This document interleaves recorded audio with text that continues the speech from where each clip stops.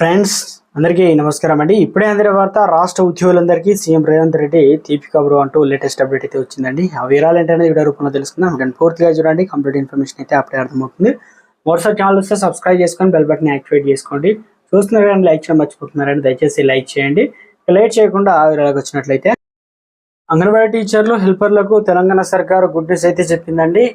పదవి విరమణ పొందే అంగన్వాడీ టీచర్లకు 2 లక్షల రూపాయలు, అదేవిధంగా సాహిలకు పనిచేసే వారికి ₹1,00,000 చొప్పున రిటైర్మెంట్ బెనిఫిట్ అయితే ప్రకటించింది.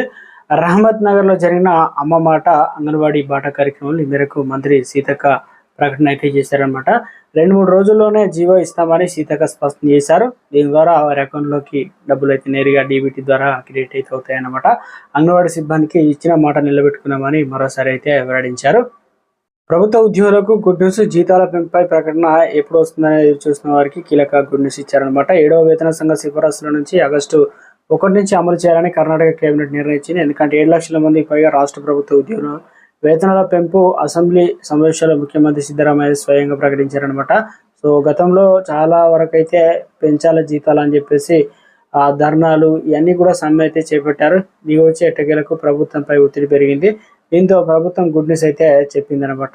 సో తెలంగాణలో ఉద్యోగులకు రావాల్సినటువంటి ఏరియా బకాయిల్స్, హెచ్ఆర్ఏ, ఇక డిఏ తగిన టైంకు సాలరీలు రాకపోవడం, సివిల్ కోర్ ఈ రకంగా తగ్గిపోవడం, చాలా ప్రాబ్లమ్స్ అయితే ఎదుర్కొంటున్నారు. మరి అసెంబ్లీ బడ్జెట్లో ఏం నిర్ణయిస్తారనేది చూడాలి.